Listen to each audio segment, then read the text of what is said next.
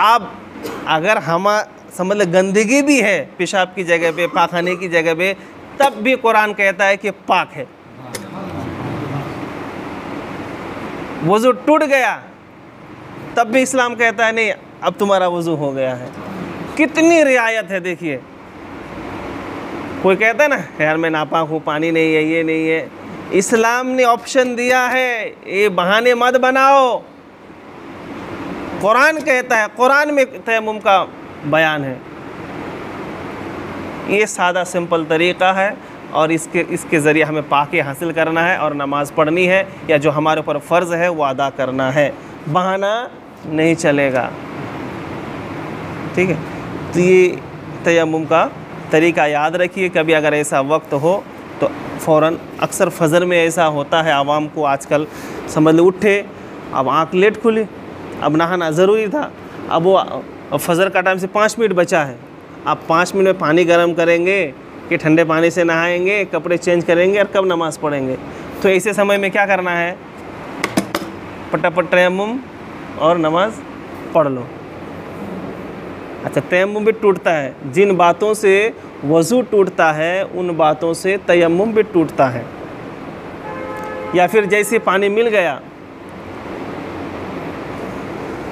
ठीक है, पानी मिल गया तो फिर तयम्मुम ऑटोमेटिक अपने आप टूट जाता है, ठीक है। तो ये तयम्मुम का बयान है। ये सब चीज़ें आवाम को बहुत कम मालूम है, ध्यान देते नहीं। मैं सिर्फ इतना बताना चाहता हूँ, मेरा मकसद ये है कि आप एक तयम्मुम का तरीका सीखें और दूसरा के फ़र्ज़ को समझें, लापरवाही ना करें, बहाना ना बनाएं। हमारे ऊपर जो फ़र्ज़ है उसको अदा करना ही है, ठीक है।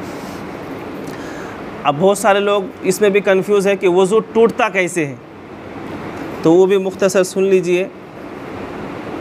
कुल मिला के मोटा मोटी अगर बोले तो 8 बातें हैं जिससे वज़ू टूट जाता है। गुस्ल अलग है, उसका हम बता चुके हैं ताहरत के बयान में।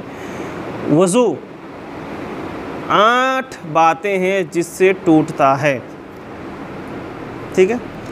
देखिए, पेशाब या पाखाना करने से वज़ू टूट जाता है। आप साथ में बोलिएगा, पेशाब और पाखाना करने से वज़ू टूट जाता है, या पेशाब पाखाना के रास्ते से कुछ और निकला, या पीछे के मकाम से हवा निकली तो भी वज़ू टूट जाता है, ये हो गया। या बदन के किसी हिस्से से खून निकला, पीप निकला, वज़ू टूट गया। अब एक फुंसी हुई थी, दबा दिए, अंदर से बाहर आया तो वज़ू क्या। इसी तरह से कोई मुंह भर के कै किया, उल्टी मुंह भर के, अब एक अंदाज़ा कर लो कि अपना मुंह कैसा कितना भरता है। थोड़ा करा नहीं कि कभी डकार से या कुछ आ जाता है तो उससे नहीं टूटता है, बहुत ज़्यादा मुंह भर के, समझ लो इतना किया कि मुंह भर जाएगा तो उससे वज़ू टूट जाता है। सोने से वज़ू टूट जाता है। इसी तरह नमाज में हंसने से भी वज़ू, मस्जिद में बहुत हंसते हैं बच्चे लोग, किधर हैं बच्चे लोग? नमाज में अगर हंसा और इतना हंसा कि बाजू वाले को आवाज़ आई कि हंस रहा है तो वज़ू गया काम से, ठीक है।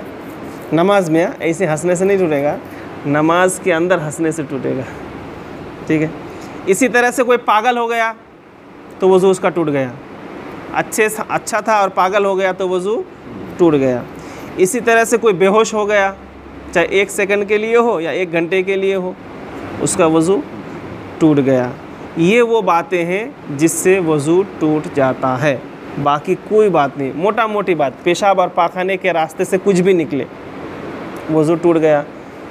मुंह भर के कै किया, या खून निकला, पीप निकला बदन से, या पागल हो गया, बेहोश हो गया या सो गया तो उसका वज़ू टूट गया। ये मोटा मोटी बात याद रखिए। इसके अलावा और कोई ऐसी सूरत नहीं है जिससे वज़ू टूटता है। समझ लीजिए किसी ने पान खाया तो उससे रोज़े में कराहत आती है लेकिन वज़ू टूटता नहीं है। या किसी ने खाना खाया पिया, या जो है मस्ती मजाक किया, गाली बकना अच्छी बात नहीं है, लेकिन अगर उसने गाली बक दिया और वो कुफ्र या शिर्क या कलाम नहीं था, गाली नहीं थी, तो भी उससे वज़ू में कराहत ज़रूर होती है, लेकिन टूटता नहीं है। मैं बात टूटने की कर रहा हूँ, मकरूह होना अलग है, टूटना अलग है, ठीक है। तो इसके अलावा बहुत सारे लोग बोलते हैं अगर घुटनों नज़र आ गया या चड्डी सिर्फ चड्डी पे रहा, नहीं। अगर कोई अपने वॉशरूम में या क्या बोलते हैं अपने बंद कमरे में मुकम्मल बरहना होकर, नंगा होकर भी कपड़ा चेंज किया तो भी उसका वज़ू नहीं टूटता है, ठीक है।